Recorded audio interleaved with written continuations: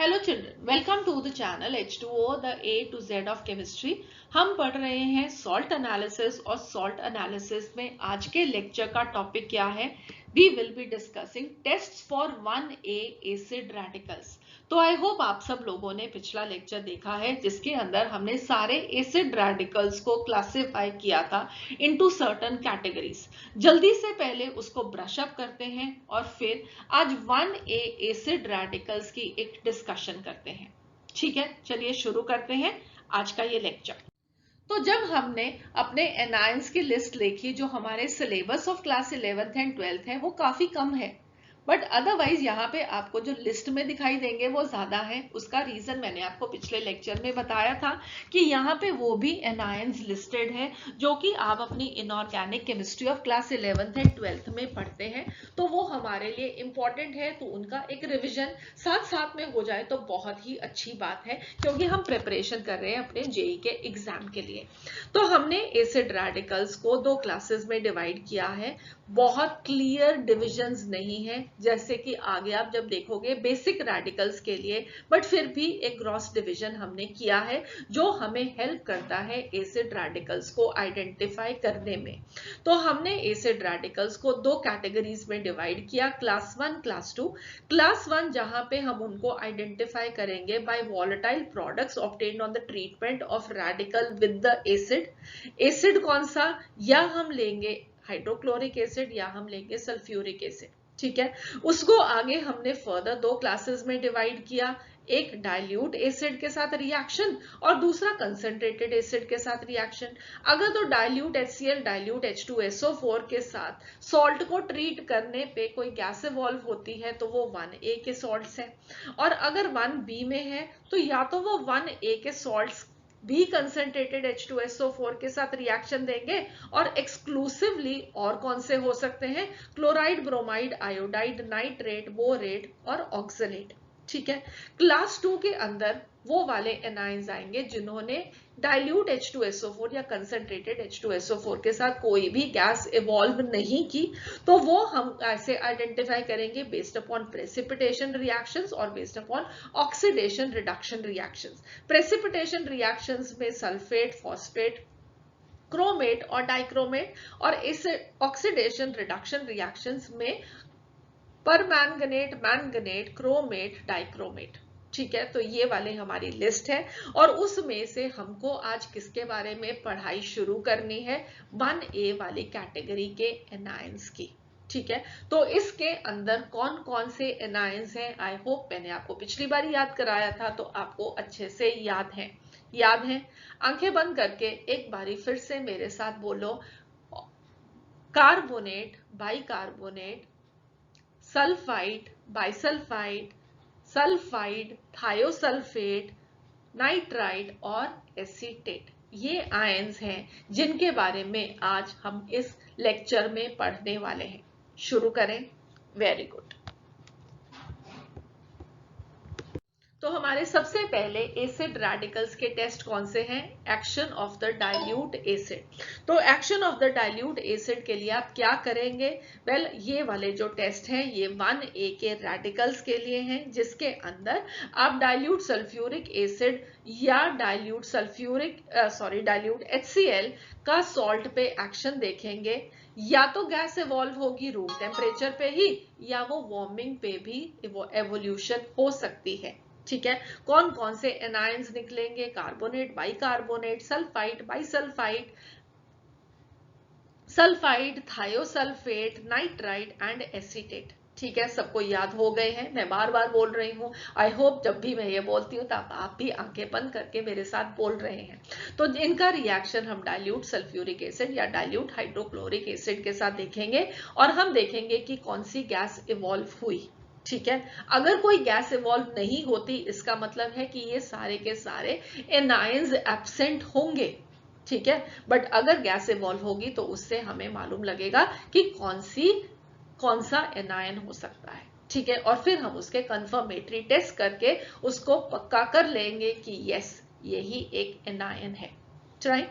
तो हम क्या करेंगे, हम सबसे पहले 0.1 ग्राम ऑफ द सॉल्ट लेंगे टेस्ट ट्यूब में, उसमें हम 1 to 2 ml dilute sulphuric acid डालेंगे और फिर हम चेंज को ऑब्जर्व करेंगे।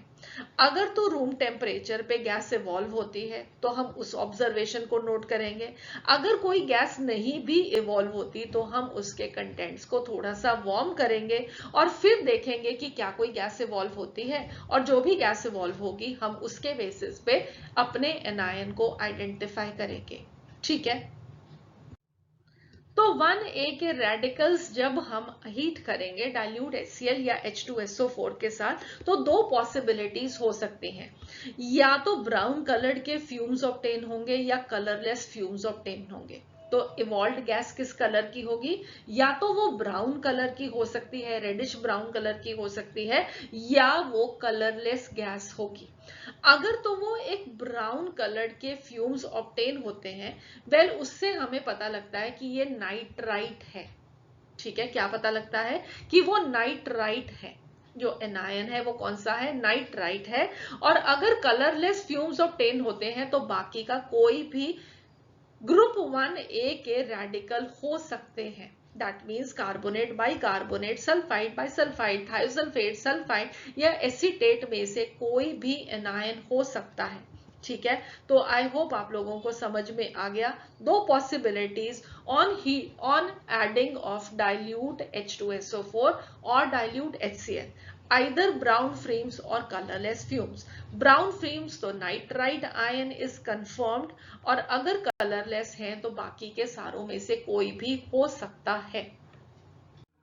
तो वन बाय वन हम इन एनायंस के बारे में अंडरस्टैंड करते हैं कि कैसे ये डिफरेंट गैसेस देते हैं। तो सबसे पहले let us talk about the nitrite ion. तो नाइट्राइट आयन के लिए हमने कहा कि ब्राउन कलर के फ्यूम्स प्रोड्यूस होंगे जब हम अपने सॉल्ट में डाइल्यूट HCl या डाइल्यूट H2SO4 डालेंगे। तो आप यहाँ पे इस पिक्चर में देख सकते हो ये ब्राउनिश कलर के फ्यूम्स। ठीक है, तो इससे आपको पता लग जाएगा कि नाइट्राइट आयन है। बट अब ये किस गैस के फ्यूम्स हैं, ये कैसे गैस प्रोड्यूस हुई जब हमने अपने सॉल्ट के अंदर डाइल्यूट H2SO4 या डाइल्यूट HCl डाला। Let us understand about that also. ठीक है, तो मैंने आपको ये बताया था, अब हमने एक सॉल्ट लिया है, ठीक है, उसके अंदर नाइट्राइट आयन है। ठीक है, उसी की वजह से ये ब्राउन कलर की गैस निकली है। हमारे एसिड में से हमको क्या मिला है, मैंने आपको बताया था कि डाइल्यूट एसिड हमको क्या देगा, H पॉजिटिव आयंस देगा। तो उसने अपने H पॉजिटिव आयंस दिए। अब H पॉजिटिव और NO2 नेगेटिव मिलके क्या बनाएंगे, सोचो। यस, ये मिलके बनाएंगे HNO2। जब भी आपको एक एसिड दिया होता है तो आप इसको रिवर्स वे में डिसोसिएट करते हो ना, कि HNO2 है तो HNO2 हमको क्या देगा, H पॉजिटिव देगा और NO2 नेगेटिव देगा। तो अब यहाँ पे हमारे पास NO2 नेगेटिव है और H पॉजिटिव है, अगर ये मिलेंगे तो ये क्या हमको देंगे, HNO2 देंगे। अब यहाँ पे आपको नेक्स्ट चीज क्या याद रखनी है कि HNO2 में नाइट्रोजन की ऑक्सीडेशन स्टेट क्या है। तो एक ऑक्सीजन की -2 इंटू 2 -4, हाइड्रोजन की +1, तो नाइट्रोजन की क्या होगी, +3। नाइट्रोजन की हाईएस्ट ऑक्सीडेशन कितनी स्टेट है, +5, और सबसे लोएस्ट ऑक्सीडेशन स्टेट कितनी है, -3। अब ये जो ऑक्सीडेशन स्टेट है +3, ये इन दोनों के बीच में लाई करती है। नाइदर ये तो लोएस्ट ऑक्सीडेशन स्टेट है ना हाईएस्ट ऑक्सीडेशन स्टेट है।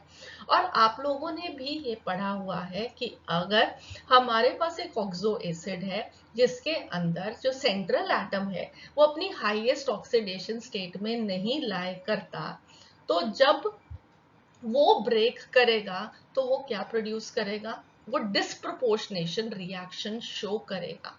वो क्या करेगा, वो डिस्प्रपोर्शनेशन रिएक्शन शो करेगा, क्योंकि ये अनस्टेबल है।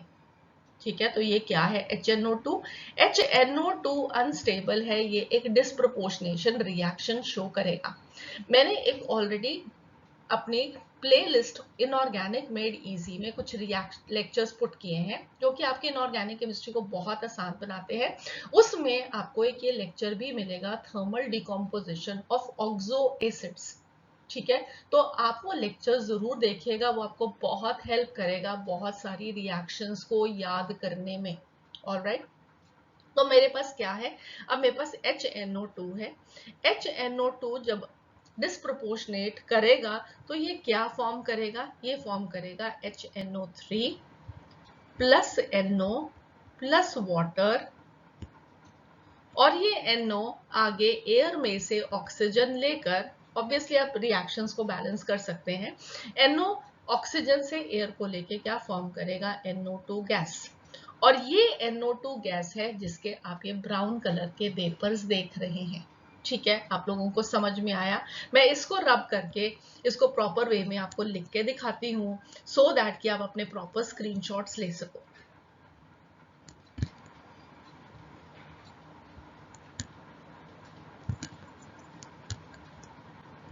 राइट, सो ये है हमारे पास। फॉर एग्जाम्पल, अगर मेरा जो सॉल्ट था वो था NaNO2, ठीक है, मुझे एक टेस्टिंग के लिए सॉल्ट दिया गया NaNO2। अब NaNO2 के अंदर मैंने क्या किया, सबसे पहला स्टेप डाइल्यूट H2SO4 डाला। ये सबसे पहला स्टेप नहीं है, पहले स्टेप थे वो प्रिलिमिनरी टेस्ट्स कि हमने पहले सॉल्ट का कलर देखा, फिर हमने उसके ड्राई हीट टेस्टिंग की, फिर हमने उसका फ्लेम टेस्ट किया। फ्लेम टेस्ट में अगर ये Na था तो ये आपको गोल्डन येलो कलर की फ्लेम भी दिखाई देती, तो आपको सोडियम के बारे में भी पता चल जाता। फिर अब बोरेक्स भी टेस्ट कर सकते थे, और अब हम अपने एसिड रेडिकल्स के टेस्ट पे हैं। राइट, तो एसिड रेडिकल के टेस्ट में हमने सबसे पहली चीज क्या किया है, हमने सॉल्ट को पानी में डाला और उसके अंदर अब हम डाइल्यूट एसिड के साथ टेस्ट कर रहे थे। ठीक है, तो हमारे डाइल्यूट एसिड के टेस्ट में अब क्या है, NaNO2 और H2SO4 का रिएक्शन, तो Na2SO4 बनेगा, साथ में HNO2 बनेगा। अब HNO2 मैंने आपको बताया this has nitrogen in the +3 oxidation state, और क्योंकि ये अपनी हाईएस्ट ऑक्सीडेशन या लोवेस्ट ऑक्सीडेशन स्टेट में नाइट्रोजन नहीं है, इसलिए ये एक अनस्टेबल ऑक्सो एसिड है। ये शो करेगा एक डिस्प्रोपोर्शनेशन रिएक्शन। मैं नीचे डिस्क्रिप्शन बॉक्स में उस लेक्चर का लिंक भी डाल दूंगी जिस लेक्चर के बारे में मैं आपको बता रही हूँ, आप उस लेक्चर को भी देख सकते हैं। It is going to really help you. In fact inorganic made easy, booster inorganic chemistry, कुछ ऐसी प्लेलिस्ट है जहाँ पे आपको बहुत अच्छे लेक्चर्स मिलेंगे जो आपकी इनऑर्गेनिक केमिस्ट्री की पढ़ाई को बहुत आसान बनाएंगे। Do have a look at them. तो डिस्प्रोपोर्शनेशन रिएक्शन है ये। अब डिस्प्रोपोर्शनेशन रिएक्शन में HNO2 ब्रेक कर रहा है HNO3 plus NO plus water.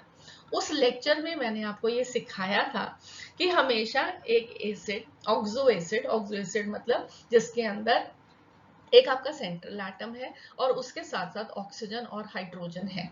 ठीक है, और ऑब्वियसली एसिड है तो वो H पॉजिटिव देगा। राइट, तो अब डिस्प्रोपोर्शनेशन रिएक्शन में जो सेंट्रल एटम है वो एक तो अपनी हाईयर ऑक्सीडेशन स्टेट पे जाएगा और एक लोअर ऑक्सीडेशन स्टेट पे जाएगा। हाईएस्ट ऑक्सीडेशन स्टेट में ऑक्सो एसिड ये कौन सा बनाएगा, HNO3 बनाएगा, क्योंकि यहाँ पे नाइट्रोजन अपनी +5 ऑक्सीडेशन स्टेट में है। साथ में ये एक लोअर ऑक्सीडेशन स्टेट प्रोडक्ट बनाता है जो कि हर ऑक्सो एसिड के लिए डिफरेंट होगा। तो मैंने आपको वहां पे एक निमोनिक सिखाया था जिसकी वजह से आप लोअर ऑक्सीडेशन स्टेट वाला प्रोडक्ट याद कर सकते हो, वो मैंने यहाँ पे भी लिख दिया है, बट आई स्टिल वांट कि आप वो लेक्चर जरूर देखें। ठीक है, तो यहाँ पे मेरे पास क्या है, मेरे पास है 3 पुलिस 1 चोर, दोनों नालायक करे जोर से शोर। अब इसमें क्या हो रहा है, let me tell you that. जब भी आपके पास ऑक्सो एसिड फॉस्फोरस का होगा in a lower oxidation state, तो वो जो लोअर ऑक्सीडेशन प्रोडक्ट बनाएगा उसमें फॉस्फोरस की -3 ऑक्सीडेशन स्टेट होगी, लाइक PH3 बनाएगा। ठीक है, बाकी सब मैंने ऐसे ही एग्जांपल्स उस लेक्चर में दिए हुए हैं, I don't want to repeat that, इसलिए मैं आपको फटाफट बता रही हूँ कि क्लोरीन अपनी -1 ऑक्सीडेशन स्टेट में जाएगा, नाइट्रोजन अपनी +2 ऑक्सीडेशन स्टेट में जाएगा, जो कि आप यहाँ पे देख भी सकते हो कि नाइट्रोजन क्या फॉर्म कर रहा है, NO, तो -2 +2, समझ में आ गया। तो HNO2 के केस में प्रोडक्ट क्या बन रहा है, हाईएस्ट ऑक्सीडेशन स्टेट वाला oxo acid, number 1 product, and number 2 product is a lower oxidation product of nitrogen. तो नाइट्रोजन उसमें कहां पे होगा, +2 ऑक्सीडेशन स्टेट में होगा। और अब आगे फर्दर NO ऑक्सीजन के साथ रिएक्ट करके NO2 गैस फॉर्म करेगा। ठीक है, तो बाकी का क्या रह गया था इसके अंदर, दोनों नालायक करे में नाइट्रोजन और कार्बन दोनों अपनी +2 ऑक्सीडेशन स्टेट में, जोर से शोर is sulphur will be going in its 0 oxidation state, मतलब वो एलिमेंटल स्टेट में जाएगा। ठीक है, so this is what I just wanted you to remember. Disproportionation reaction के बारे में आप उस लेक्चर में देख पाओगे। फाइन, तो हमने यहाँ पे अब सीखा कि इसमें एसेंशियली सबसे पहले चीज बनेगी HNO2। HNO2 डिस्प्रोपोर्शनेशन रिएक्शन करेगा और HNO3 और NO बनाएगा। NO आगे फर्दर एयर में से ऑक्सीजन लेके ऑक्सीडाइज होके NO2 गैस बनाएगा which is brown in colour. ठीक है, कहानी सबको समझ में आ गई कि NO2 गैस कैसे प्रोड्यूस हुई इस रिएक्शन के अंदर। ग्रेट, तो ये आप यहाँ पे अब क्या देख सकते हो, मैंने यहाँ पे NCERT से कुछ टेक्स्ट उठाया है सो दैट कि आपको मैं याद करा सकूं कि आपको ये सब चीजें NCERT में भी मिलेंगी। इनफैक्ट अभी हमने ये जो रिएक्शन किया HNO2 giving HNO3 and NO, this is also given in the NCERT text book, class 12 की NCERT टेक्स्ट बुक में, जहाँ पे P ब्लॉक एलिमेंट्स पढ़ाए गए हैं। ये सब चीजें ग्रुप 15 में जब आप नाइट्रोजन फैमिली को पढ़ते हो आपको वो मिलेंगी, तो दे आर वेरी इंपॉर्टेंट। और यहाँ पे आप देख सकते हो ऑक्साइड्स ऑफ नाइट्रोजन, तो ऑक्साइड्स ऑफ नाइट्रोजन में मैं जो आपको दिखा रही हूँ दैट इज NO2। NO2 आप कैसे प्रोड्यूस करते हो और उसकी फिजिकल अपीयरेंस और केमिकल नेचर कैसा है, it is a brown coloured gas and it is acidic in nature. ठीक है, तो ये सब चीजें हमारी NCERT टेक्स्ट बुक की और लैब मैनुअल की कोरिलेट होती हैं, और आपको यही करना चाहिए कि जब आप पढ़ रहे हो लैब मैनुअल को तो अपनी NCERT टेक्स्ट बुक्स को साथ में रखो और उस वे से भी साथ साथ में चीजें पढ़ते जाओ, आपकी स्ट्रेंथ ऑफ द टॉपिक बहुत अच्छा हो जाएगा। राइट, ओके, तो ये उसके बाद अगेन NCERT टेक्स्ट बुक में ही टेबल नंबर 7.4 गिवन है, जहाँ पे स्ट्रक्चर गिवन है ऑक्साइड्स ऑफ नाइट्रोजन के। अब वहां पे भी NO2 का स्ट्रक्चर देख सकते हो। आई होप आप लोगों को खुद से बनाना भी आता है। इसमें इंपॉर्टेंट चीज क्या है कि NO2 is a odd electron species, और अगर ये ऑड इलेक्ट्रॉन स्पीशीज है तो ऑब्वियसली ये पैरामैग्नेटिक भी होगा। आप स्ट्रक्चर भी देख सकते हो, this is an angular structure. तो ये सब चीजें इंपॉर्टेंट है। एक और चीज यहाँ पे दिखाना चाहती हूँ आपको कि NO2 एक ऑड इलेक्ट्रॉन स्पीशीज है, तो ये अनस्टेबल है, इसलिए ये क्या करता है, डाइमराइज करता है। डाइमराइज करके ये क्या फॉर्म करेगा, N2O4 फॉर्म करेगा।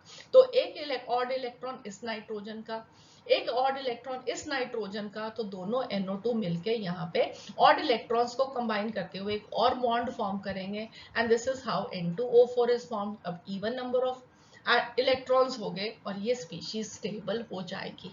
ठीक है, तो ये सब चीजें भी आपको जब एक कॉम्प्रिहेंशन पैसेज दिया जाता है जेई एडवांस में स्पेशली, वहां पे इन चीजों को कोरिलेट किया जा सकता है ना। राइट, तो आई होप अब आप लोगों को ये सब चीजें अगर मैं इकट्ठा करके दे दूं तो आपको हेल्पफुल रहेगा याद करने में। तो एक चीज आपने सीख ली कि NO2 गैस इस रिएक्शन में कैसे प्रोड्यूस हुई। दूसरे कुछ इंपॉर्टेंट पॉइंट्स मैंने NO2 के बारे में यहाँ पे बोले जो मुझे लिखने थे, कि आपको याद रखना है कि NO2 is a brown acidic gas. Non metals के सारे ऑक्साइड्स जनरली एसिडिक ही होते हैं, वो अगर आप उसको पानी में डालोगे तो वो एक एसिड फॉर्म करेंगे। अगेन ऐसा एक लेक्चर भी आपको मेरी इनऑर्गेनिक मेड AC की प्लेलिस्ट में मिल जाएगा, आप वो भी सीख सकते हैं कि कौन से ऑक्साइड से कैसा आगे आपको फर्दर कंपाउंड मिलता है, कौन सा ऑक्साइड एसिडिक है, कौन सा बेसिक है, कौन सा एम्फोटेरिक है, कौन सा न्यूट्रल है, आप ये उस लेक्चर में सीख सकते हैं। ठीक है, तो ये इनऑर्गेनिक मेड इजी आपके लिए बहुत कमाल की प्लेलिस्ट है, उसका लिंक मैं नीचे डिस्क्रिप्शन बॉक्स में डाल दूंगी, प्लीज डू वॉच देम। तो यहाँ पे हमारे पास क्या है, ब्राउन एसिडिक गैस है, ऑड इलेक्ट्रॉन स्पीशीज होता है NO2, पैरामैग्नेटिक होगा क्योंकि ऑड इलेक्ट्रॉन प्रेजेंट है, और साथ में डाइमर फॉर्म करता है N2O4। ठीक है, तो NCERT टेक्स्ट बुक में एक इन टेक्स्ट क्वेश्चन भी गिवन है, why does NO2 dimerise. So NO2 contains odd number of valence electrons. It behaves as a typical odd molecule. On dimerization, it is converted to stable N2O4 molecule with even number of electrons. तो ये सारी चीजें आपको पूछी जा सकती हैं कि एक आपको सॉल्ट गिवन है, सॉल्ट के अंदर आपने एक डाइल्यूट एसिड डाला, उसके अंदर एक ब्राउन कलर की गैस निकली, वो ब्राउन कलर की गैस जो है that is an odd electron species, वो पैरामैग्नेटिक है। आप बताओ कि वो गैस कौन सी है ना? तो बन गया ना क्वेश्चन। तो इसी तरीके से आपकी दोनों तरफ की नॉलेज को यूज करते हुए क्वेश्चंस एग्जामिनेशन में फ्रेम किए जाएंगे। मजा आ रहा है आप सबको? अच्छा लग रहा है पढ़ के? प्लीज डू चैट सेक्शन में अपने कमेंट्स डालिएगा कि आपको कैसा लग रहा है। हम अपने एंड से बहुत एफर्ट पुट इन कर रहे हैं कि आपको बेस्ट पॉसिबल तैयारी करा सके आपके जेईई मेंस और एडवांस की। सो नेक्स्ट रेडिकल हम जो पढ़ने वाले हैं that is carbonate and bicarbonate. तो एक तो था कि ब्राउन कलर की गैस निकलेगी, या दूसरा हो सकता है कि कलरलेस गैस निकले। बट कलरलेस गैस के लिए तो बहुत सारे रेडिकल्स पॉसिबिलिटी थे। तो वन बाय वन हम उस कलरलेस गैस को स्टडी करते हैं और उसके बारे में कोशिश करते हैं फाइंड आउट करने की कौन सा एनायन हो सकता है। तो पहले जो एनायन मैंने लिए वो है कार्बोनेट और बाइकार्बोनेट। तो अगर आपके पास सॉल्ट में या कार्बोनेट हो या बाइकार्बोनेट हो, तो जब आप उसमें एसिड डालोगे तो वो H पॉजिटिव आयंस देगा। H पॉजिटिव आयंस कंबाइन करके दोनों के साथ ही कार्बोनिक एसिड फॉर्म करेंगे। कार्बोनिक एसिड अगेन अनस्टेबल होता है, वो बहुत आसानी से डिसोसिएट करता है into water and carbon dioxide, right. अब कार्बन डाइऑक्साइड गैस निकलेगी, तो कार्बन डाइऑक्साइड गैस कैसी है? It is a colourless odourless gas which evolves with a brisk effervescence. अब ये ब्रिस्क एफरवेसेंस क्या होता है? ये होता है, ठीक है, आप लोगों ने हमेशा जरूर कभी ना कभी तो एटलीस्ट नहीं तो बहुत बारी कोल्ड ड्रिंक पिया होगा। अब जब आप कोल्ड ड्रिंक पीते हैं तो कोल्ड ड्रिंक में क्या होता है? कार्बन डाइऑक्साइड अंडर प्रेशर होती है जब वो बॉटल में बंद होती है। तो जैसे ही आप उसको खोलते हो तो it comes out, and when it comes out वो बिल्कुल ऐसे ही बबल्स निकलते हैं और एक हिसिंग साउंड प्रोड्यूस होती है। सबको पता है। आई होप आप लोगों के पास एक कोल्ड ड्रिंक का ग्लास की इमेजिनेशन तो आ ही गई होगी। कोई तो जाके शायद फ्रिज में से निकाल के भी ले आओगे कि चलो पी ही लेते हैं। तो हमारे पास ये है कार्बन डाइऑक्साइड गैस निकलती हुई। तो आपने कार्बन डाइऑक्साइड गैस को अपने घर में ही बहुत बारी निकलते हुए देखा है अपने कोल्ड ड्रिंक के गिलास में से। तो ये कैसी गैस है? ये एक कलरलेस गैस है, कोई भी स्मेल नहीं होती, ओडरलेस गैस है और ब्रिस्क एफरवेसेंस देती है। तो दिस इज कार्बोनेट और बाइकार्बोनेट आयन। तो अब अगेन क्योंकि कार्बन डाइऑक्साइड गैस निकल रही है तो कार्बन डाइऑक्साइड के बारे में भी आप अपनी क्लास 11th की इनऑर्गेनिक केमिस्ट्री जरूर पढ़िएगा। उसके अंदर भी अगेन पी ब्लॉक एलिमेंट्स में ग्रुप 13 और 14 पढ़ना था। 14 के अंदर आपको कार्बन डाइऑक्साइड गैस के बारे में भी एक पेज मिलेगा पढ़ने को, तो डू रीड दैट। मैंने यहाँ पे कुछ इंपॉर्टेंट चीजें लिख दी हैं but I want you all to read that, ठीक है। तो हमारे पास कार्बन डाइऑक्साइड गैस एक एसिडिक गैस है। कार्बन एटम वहां पे sp हाइब्रिडाइजेशन शो करता है। तो आप देख सकते हो कि यहाँ पे carbon with a double bond this side, double bond this side, it is a resonance hybrid of 3 structures which are possible. But ये एक sp हाइब्रिडाइजेशन है जहां पे आपको 2 सिग्मा बॉन्ड 2 पाई बॉन्ड मिलेंगे, लीनियर स्ट्रक्चर मिलेगा और CO बॉन्ड लेंथ जो है वो दोनों साइड पे इक्वल होंगी 115 पिकोमीटर। अब क्योंकि ये लीनियर मॉलिक्यूल है और इक्वल लेंथ है दोनों साइड पे, what you will find is that there is no dipole moment. तो ये चीजें अगेन आपको रेफरेंस के लिए दी जा सकती हैं कि एक गैस इवॉल्व हुई, कलरलेस ओडरलेस गैस थी और उसके अंदर जो मॉलिक्यूल है it does not have any dipole moment, right. आगे अब आप पढ़ोगे तो पहले तो एक आपने NO2 पढ़ा था, चलो वो तो कलर ही था। अब आगे आप SO2 गैस पढ़ोगे तो SO2 गैस के अंदर जो स्ट्रक्चर है वो लीनियर स्ट्रक्चर नहीं है, ठीक है, वो लीनियर नहीं है, वहां पे डायपोल मोमेंट है। तो ये डिफरेंशिएट कर देगा आपको उस क्वेश्चन में कि कौन सी गैस प्रोड्यूस हो रही है। तो इस तरीके की ये छोटी छोटी information about these gases is going to be important, ठीक है। तो पहली गैस हमने पढ़ी थी NO2 प्रोड्यूस हो रही थी, सेकेंड गैस हमने पढ़ी है that is carbon dioxide gas release हो रही है, और हमें इनके बारे में अपनी एनसीईआरटी टेक्स्ट बुक में से भी पढ़ना है। नेक्स्ट हमारे पास आता है सल्फाइड या बाइसल्फाइड आयन, ठीक है, SO3 2- और HSO3-। इसमें भी जब आप अपना डाइल्यूट एसिड डालोगे तो डाइल्यूट एसिड H पॉजिटिव देगा, और ये जो एसिड फॉर्म करेंगे that will B H2SO3 sulphurous acid. I hope all of you know that this is sulphurous acid, ठीक है। और सल्फ्यूरस एसिड को अगर हम डिकम्पोज करें तो this will be forming water plus sulphur dioxide, ठीक है। तो ये कैसी गैस है, ये एक कलरलेस गैस है, और अगेन इसीलिए वहां पे आपको कंफ्यूजन हुआ था, बट कार्बन डाइऑक्साइड तो ओडरलेस थी, this has a particular smell, it has a burning smell of sulphur. ऐसे लगता है कि गैस जब निकल रही है तो सल्फर बर्न कर रहा है, ठीक है। तो क्यों ऐसा लगता है कि सल्फर बर्न कर रहा है, क्योंकि अगर आप सल्फर की बर्निंग देखोगे इन एयर, तो सल्फर जब ऑक्सीजन में बर्न करेगा तो क्या फॉर्म करेगा, सल्फर डाइऑक्साइड। यहाँ पे भी तो सल्फर डाइऑक्साइड बन रही है, तो this is a colourless gas evolving with the smell of burning sulphur, ठीक है। सबको समझ में आ गया कि यहाँ पे स्मेल में फर्क है, और क्योंकि हो सकता है कि आपको बहुत सारी गैसेस को आपको स्मेल करना है, कई बार आपको कोई कंफ्यूजन हो जाए, आप बहुत क्लियर नहीं हो कि कौन सी गैस है, क्या ये सच में वही स्मेल है। तो अभी ये वाले जो टेस्ट हैं ये प्रिलिमिनरी टेस्ट हैं, ये कंफर्मेटरी टेस्ट नहीं है। अगले लेक्चर में हम सब जो रेडिकल्स यहाँ पे सोच रहे हैं कि हो सकते हैं, इनके कुछ कंफर्मेटरी टेस्ट करके पक्का करेंगे, कंफर्म करेंगे कि यस ये ही एनायन है। तो आज के इस लेक्चर में मैं जो आपको सारे डाइल्यूट एसिड्स के साथ टेस्ट बता रही हूँ, ये सब इनके प्रिलिमिनरी टेस्ट हैं, राइट, हो सकता है वाले टेस्ट हैं, और अगले लेक्चर में हम इनके कंफर्मेटरी टेस्ट सीखेंगे, और फिर उसके बाद नेक्स्ट हम मूव ऑन करेंगे कि कंसंट्रेटेड H2SO4 के साथ जो टेस्ट होते हैं वो कौन से हैं, फिर उनके confirmatory test and so on, ठीक है। सो यहाँ पे अगेन आप सल्फर डाइऑक्साइड का एनसीईआरटी टेक्स्ट बुक का एक पेज का प्रिंट स्क्रीन देख सकते हो, ठीक है। तो ये सारा कुछ एग्जैक्टली मैंने वहीं से प्रिंट स्क्रीन लिया है। तो आप इसके अंदर से अगेन सिर्फ इंपॉर्टेंस बतानी थी मुझे आपकी कि इनको आपको एनसीईआरटी टेक्स्ट बुक में से पढ़ना है।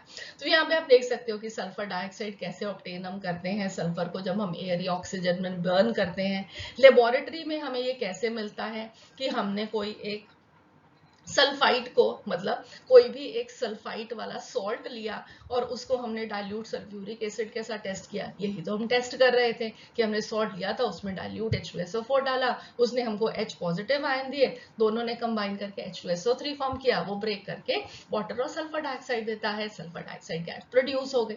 तो इस तरीके से ये सारी इंफॉर्मेशन आपको पढ़नी है। यहाँ पे इसके बारे में गिवन क्या है, ये कलरलेस गैस है, ये एक पंजेंट स्मेल है, पंजेंट स्मेल मतलब बहुत एक तीखी सी इरिटेटिंग स्मेल। तो अब यहाँ पे दोनों चीजों को याद रखना, या आपको पंजेंट स्मेल गिवन हो सकता है, या आपको स्मेल ऑफ बर्निंग सल्फर भी गिवन हो सकता है आपके क्वेश्चंस में, इसीलिए मैंने यहाँ पे इसको एम्फसाइज किया था। Again sulphur dioxide in water this forms sulphurous acid. So ये कुछ चीजें मैंने यहाँ पे हाईलाइट की थी, आपको सब पढ़नी है। और इसके बाद यहाँ पे एनसीईआरटी टेक्स्ट बुक में एक और पेज गिवन है जहाँ पे सल्फर डाइऑक्साइड के यूजेस गिवन है। It is used as a reducing agent, it is used as a bleaching agent, तो वो सब भी आपको पढ़ना है, ठीक है। तो इंपॉर्टेंट पॉइंट सल्फर डाइऑक्साइड के मैंने यहाँ पे कुछ लिखे हैं। Acidic gas having a pungent smell और burning sulphur smell. Molecule sulphur dioxide का एंगुलर होता है, ओके, ऊपर लोन पेयर है, so it is not a linear structure, इसीलिए यहाँ पे आपको डाइपोल मोमेंट 0 नहीं मिलेगा। It is a resonance hybrid of 2 canonical forms. जब सल्फर डाइऑक्साइड मॉइस्ट होती है then it behaves as a reducing agent. तो यहाँ पे सल्फर अपनी +4 ऑक्सीडेशन स्टेट में है, हायर ऑक्सीडेशन स्टेट +6 पॉसिबल है, so it can act as a reducing agent by getting itself oxidised. जो चीज खुद ऑक्सीडाइज हो सकती है अपनी हायर ऑक्सीडेशन स्टेट में जा सकती है, तो वो रिड्यूसिंग एजेंट की तरह एक्ट करती है। ठीक है, तो वहां पे कुछ रिएक्शंस गिवन है, आपको उनको पढ़ना है। And it also acts as a bleaching agent. तो ये सब एनसीईआरटी टेक्स्ट बुक में ही नॉलेज गिवन है, please do go through it. Okay, so next ion आता है सल्फाइड आयन। अब सल्फाइड आयन में जब हम अपना डाइल्यूट एसिड डालेंगे तो acid again H positive ions देगा। H पॉजिटिव और H2 नेगेटिव मिलके क्या बनाएगा, H2S गैस।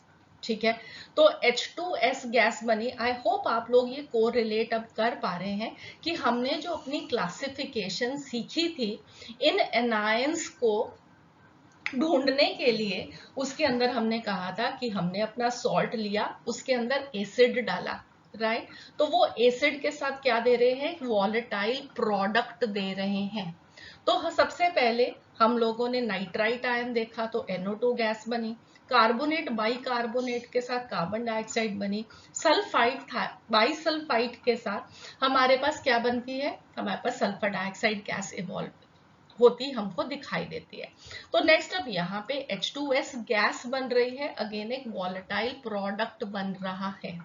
तो H2S गैस कैसी गैस है, अगेन एक कलरलेस गैस है। हम लोगों ने ये भी बात की है कि जा तो आपके पास दो पॉसिबिलिटीज दिखाई देंगे, एक ब्राउन कलर की गैस जो कि NO2 होगी, या सब केसेस में डाइल्यूट एसिड के साथ एक कलरलेस गैस दिखाई देगी। कार्बन डाइऑक्साइड भी कलरलेस है, सल्फर डाइऑक्साइड भी कलरलेस है, H2S भी एक कलरलेस गैस है।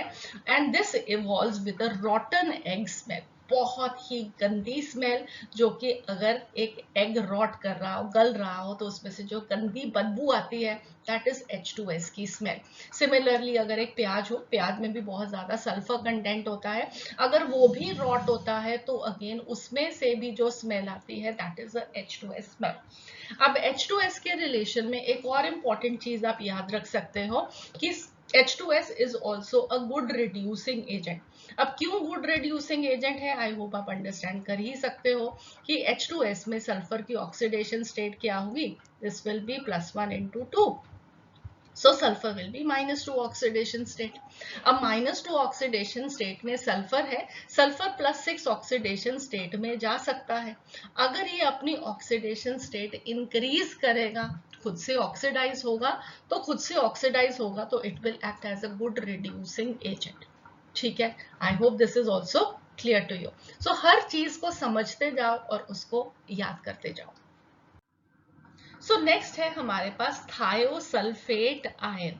थायोसल्फेट आयन H2O3 इसमें जब हम डाइल्यूट एसिड डालते हैं, पहले आप यहाँ पे सिर्फ प्रोडक्ट देखो, क्या कुछ हो रहा है उसको अंडरस्टैंड करो, और फिर मैं आपको इसको याद करने का तरीका भी बताऊंगी। ठीक है, तो H2O3 में जब आपने H पॉजिटिव डाला, अपना डाइल्यूट एसिड डाला, एक तो सल्फर का प्रेसिपिटेट बनता है, और साथ में फाइनल प्रोडक्ट में अगर आप देखोगे तो सल्फर डाइऑक्साइड गैस इवॉल्व होगी।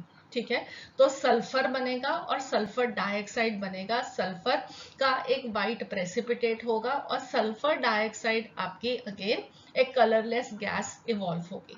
तो सल्फर डाइऑक्साइड के बारे में सारी इंफॉर्मेशन तो मैं आपको ऑलरेडी पहले दे ही चुकी हूँ। यहाँ पे आपको इंपॉर्टेंटली क्या याद रखना है कि white turbidity is observed first, which finally produces a white precipitate due to the presence of free acid. H2SO3 formed is present in the solution and produces sulfur dioxide gas on warming. ठीक है, तो यहाँ पे हम क्या कह रहे हैं, हम ये कह रहे हैं कि हमने अपना सॉल्ट लिया था, सॉल्ट के अंदर हमने जब एसिड डाला तो आप देख सकते हो कि दिस इज क्लियरली ट्रांसपेरेंट। ठीक है, उसके बाद यहाँ पे जब रिएक्शन फॉरवर्ड प्रोसीड करता है तो आपको एक वाइट टर्बिडिटी दिखाई देती है। आगे फर्दर ये वाइट टर्बिडिटी, क्योंकि सल्फर का एक वाइट प्रेसिपिटेट बन जाता है, उसकी वजह से ये आपको बहुत ही स्ट्रॉन्ग ये इस तरीके का सोल्यूशन दिखाई देगा। ठीक है, समझ में आ गया। तो ये जो कलर चेंज आया, दिस इज बिकॉज ऑफ कि सल्फर का एक वाइट प्रेसिपिटेट फॉर्म होता है। ओके, अब सल्फर का वाइट प्रेसिपिटेट फॉर्म होता है और H2SO3 बनता है, आगे सल्फर डाइऑक्साइड और वाटर फॉर्म करता है। तो लेट अस लर्न कि हम इसको कैसे याद रखें। सो आपके पास है थायोसल्फेट आयन H2O3 2-, ठीक है, इसमें आपने डाला H पॉजिटिव, तो आप जनरली इसको कैसे लिखोगे, H2SO3 बनेगा, है ना, ये एसिड बनेगा। इसके अंदर सल्फर की ऑक्सीडेशन स्टेट चेक करो, तो 3 ऑक्सीजन इंटू -2 -6, हाइड्रोजन +1 इंटू 2 2, तो सल्फर 2 के ऊपर +2 4 ऑक्सीडेशन स्टेट, तो एक सल्फर की ऑक्सीडेशन स्टेट कितनी होगी, +2 आ गई, राइट। अब सल्फर की हाईएस्ट ऑक्सीडेशन स्टेट +6 है, लोएस्ट ऑक्सीडेशन स्टेट -2 है, ये तो बीच की ऑक्सीडेशन स्टेट है। इसका मतलब है कि ये जो एसिड बन रहा है ये एक अनस्टेबल एसिड बनेगा। ये क्या करेगा, ये एक डिस्प्रोपोर्शनेशन रिएक्शन शो करेगा, मान गए ना। अगर डिस्प्रोपोर्शनेशन रिएक्शन शो करेगा तो ये एक हायर ऑक्सीडेशन स्टेट वाला ऑक्सो एसिड फॉर्म करेगा, और साथ में ये किस में जाएगा, एक lower oxidation state product form करेगा। क्या करना है, आपके पास H2S2O3 है, इसको अब एक हायर ऑक्सीडेशन स्टेट वाले ऑक्सो एसिड में जाना है, जो कि ये किस में जाता है, सॉरी H2SO3। तो यहाँ पे सल्फर की ऑक्सीडेशन स्टेट कितनी होगी, +4, मान गए, ठीक है। और साथ में मैंने आपको क्या बोला, एक लोअर ऑक्सीडेशन स्टेट वाला प्रोडक्ट फॉर्म करना है, जो कि ये सल्फर फॉर्म करता है। अब आप इसको कैसे अगेन याद कर सकते हो, मैंने आपको अभी थोड़ी देर पहले ही एक निमोनिक सिखाया था कि उसकी हेल्प से आप इसको याद कर सकते हो। कौन सा सिखाया था अभी, आई होप आप लोगों को याद है, 3 पुलिस वाला, यस। तो 3 पुलिस 1 चोर, दोनों नालायक करें जोर से शोर। तो सल्फर अपना लोअर ऑक्सीडेशन स्टेट प्रोडक्ट क्या फॉर्म करता है, यस, वो सल्फर फॉर्म करता है, ठीक है। तो अब आप यहां से याद कर सकते हो कि thiosulphate plus H positive ions H2S2O3 बन रहा था, उसके अंदर सल्फर की ऑक्सीडेशन स्टेट +2 थी, वो एक डिस्प्रोपोर्शनेशन रिएक्शन शो करेगा। डिस्प्रोपोर्शनेशन रिएक्शन के अंदर वो एक हायर ऑक्सीडेशन स्टेट वाला ऑक्सो एसिड फॉर्म करेगा और साथ में सल्फर फॉर्म करेगा। अब H2SO3 को जब हम हीट करते हैं तो वो ब्रेक डाउन करता है वाटर और सल्फर डाइऑक्साइड में, राइट। तो हमारा नेट रिएक्शन क्या हो जाएगा, S plus water plus sulphur dioxide. सबको समझ में आ गया। तो सल्फर डाइऑक्साइड गैस इवॉल्व होगी। सल्फर डाइऑक्साइड की सारी चीजों को हम पहले ही याद कर चुके हैं, और अब साथ में सल्फर बनता है, तो सल्फर की वजह से आपको यहाँ पे एक वाइट टर्बिडिटी और या वाइट प्रेसिपिटेट दिखाई देगा। क्लियर हो गया सब लोगों को, सबको अच्छे से याद हो गया, ग्रेट। नेक्स्ट हम चलते हैं अपने last anion of the day पे, that is the acetate ion CH3COO-, ठीक है। तो ये हमारा एसीटेट आयन है। एसीटेट आयन में जब आप डाइल्यूट एसिड डालोगे, H पॉजिटिव आयन देगा और वो फॉर्म करेगा एसिटिक एसिड, राइट। अब एसिटिक एसिड अगेन यहाँ पे क्या होने वाला है, आप स्मेल देखने वाले हो, विनेगर लाइक स्मेल। तो आप सब लोगों ने आई होप विनेगर यूज किया है। विनेगर में आप अपने बहुत सारी चाइनीज डिशेस बनाते हो, और जब हम रेस्टोरेंट में भी जाते हैं तो वहां पे विनेगर वाले प्याज खाते हैं, जो कि सबको बहुत अच्छे लगते हैं, है ना। तो वो वाली जो स्मेल होती है, अगर आपको अपने सॉल्ट को हीट करने पे विद डाइल्यूट एसिड मिले तो वो क्या होगा, वो vinegar like smell, acetic acid की स्मेल है, और उसके अंदर सॉल्ट में कौन सा एनायन हो सकता है, that is the acetate ion. तो अगेन एक कलरलेस गैस रिलीज होगी, और वो किसकी होगी, एसिटिक एसिड की। अब यहाँ पे बहुत इंपॉर्टेंटली एक और चीज आपको याद करनी है, और वो ये है कि एसिटिक एसिड के यहाँ पे वेपर बन रहे हैं। अब एसिटिक एसिड के वेपर हमें हमेशा, प्लीज डू रिमेंबर कि acetic acid as a dimer exist करेगा, ठीक है। तो एसिटिक एसिड आप सीधा इसको सिंपली CH3COOH नहीं लिखोगे, आप इसको लिखोगे CH3COOH ट्वाइस। इसके वेपर बनते हैं, ठीक है, समझ में आ गया सबको। तो acetic acid is going to exist as a dimer in the vapour state. क्यों डाइमर की तरह एग्जिस्ट करेगा, क्योंकि यहाँ पे 2 हाइड्रोजन बॉन्ड्स की फॉर्मेशन होगी और इस तरीके का स्ट्रक्चर बनता है, ठीक है, ये आपको बहुत इंपॉर्टेंटली याद रखना है। आपको एमसीक्यू में अगर आ जाए और वहां पे CH3COOH लिखा हो या CH3COOH ट्वाइस लिखा हो, तो उसमें से correct answer will be CH3COOH twice. ठीक है, क्योंकि एसिटिक एसिड के vapour have acetic acid in the dimer form. ठीक है, तो प्लीज ये बहुत इंपॉर्टेंटली आप याद रखना। सो जल्दी से एक रिकैप करते हैं कि हम यहाँ पे डाइल्यूट एसिड्स के साथ एसिटिक रेडिकल्स को चेक कर रहे हैं। कौन कौन से एसिड रेडिकल्स थे हमारे पास? हमारे पास था नाइट्राइट आयन, जो कि जब डाइल्यूट एसिड डालते हैं तो ब्राउन कलर के फ्यूम्स देता है, जिससे हमें पता लग जाता है कि नाइट्राइट आयन प्रेजेंट होगा। अगर कलरलेस फ्यूम्स प्रेजेंट होते हैं तो it can be a carbonate or a carbonate, a bisulfite or a sulfite, thiosulfate, sulfide और acetate। ठीक है, और इन सब के कलरलेस फ्यूम्स थे। ठीक है, सो हमने पढ़ा कि अगर हमारे पास नाइट्राइट आयन होगा तो नाइट्राइट आयन के केस में जब आप डाइल्यूट एसिड डालोगे तो NO2 गैस प्रोड्यूस होगी, जिसको आप उसके ब्राउन फ्यूम से पहचान लोगे। कार्बोनेट या बाइकार्बोनेट होगा, उसमें डाइल्यूट एसिड डालेंगे तो कार्बन डाइऑक्साइड गैस इवॉल्व होगी, जो कि कलरलेस ओडरलेस गैस है with a brisk effervescence. Then we have sulphur dioxide gas being produced जब आप एक सल्फाइड या बाइसल्फाइड आयन को एक एसिड के साथ ट्रीट करोगे। तो अगेन सल्फर डाइऑक्साइड गैस कैसी है? सल्फर डाइऑक्साइड एक कलरलेस गैस है, जो कि बर्निंग स्मेल ऑफ सल्फर या एक पंजेंट इरिटेटिंग स्मेल के साथ इवॉल्व होगी। फिर उसके बाद हमने पढ़ा सल्फाइड आयन, तो सल्फाइड आयन डाइल्यूट एसिड के साथ H2S गैस को इवॉल्व करेगा, और ये भी अगेन एक कलरलेस गैस है जो कि इवॉल्व करती है with a rotten egg smell, जो कि बहुत ही गंदी स्मेल होती है। Then we have the thiosulphate ion, तो थायोसल्फेट आयन के केस में भी जो गैस इवॉल्व होगी that will be sulphur dioxide, but यहाँ पे आप रिमाइंडर सॉल्यूशन के अंदर एक वाइट टर्बिडिटी देखोगे, जो कि किसकी वजह से है? वो सल्फर की वजह से है। ठीक है, और लास्ट में हमारा एसिटेट आयन, तो एसिटेट आयन में जब आप H पॉजिटिव डालोगे तो वो एसिटिक एसिड के वेपर्स प्रोड्यूस करेगा, जो कि विनेगर लाइक उनकी स्मेल होगी। अगर आपकी चॉइस में अकेला एसिटिक एसिड गिवन हो, एसिटिक एसिड के वेपर्स गिवन हो, तो इट इज गुड, बट अगर वहां पे दोनों चॉइसेस हो CH3COOH और साथ में उसका डायमेरिक फॉर्म भी, तो प्लीज डायमेरिक फॉर्म पे क्लिक करना अपनी चॉइस पे। ठीक है, आई होप आप लोगों को ये सब कुछ अच्छे से आज समझ में आ गया। तो जल्दी से क्वेश्चन देख लेते हैं। Which of the following gives a gas with the smell of रॉटन eggs with dilute H2SO4, that is carbonate ion, sulphide ion और नाइट्राइट आयन। तो आई होप सबको मालूम है।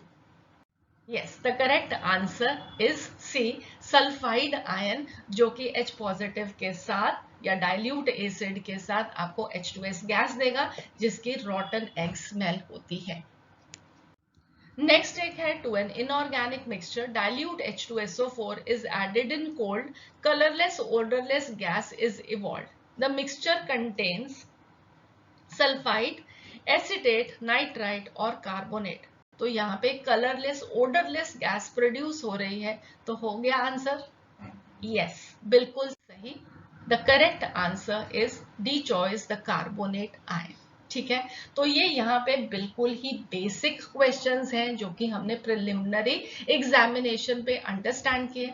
अगले लेक्चर में हम एक डिटेल डिस्कशन करने वाले हैं on the confirmatory test of all these radicals. ठीक है, तो डाइल्यूट एसिड के साथ जो जो गैसेस इवॉल्व हुई उनके हम कंफर्मेटरी टेस्ट से कंफर्म करेंगे कि कौन सा एसिड रेडिकल प्रेजेंट होगा। ठीक है, और फिर उसके बाद हम आगे फर्दर मूव किस पे करेंगे कि अगर इन सार डाइल्यूट एसिड के साथ कुछ भी गैस इवॉल्व नहीं होती तो हम क्या डालेंगे? कंसंट्रेटेड एसिड डालेंगे। तो फिर हम कंसंट्रेटेड एसिड वाले टेस्ट देखेंगे। So that would be all for this lecture. I hope आप लोगों को ये लेक्चर अच्छा लगा। अगले लेक्चर में हम फिर से मिलेंगे to learn about the confirmatory test of all the acid radicals जो कि dilute acid के साथ एक गैस को evolve करते हैं, एक volatile product देते हैं. Bye for now. God bless you.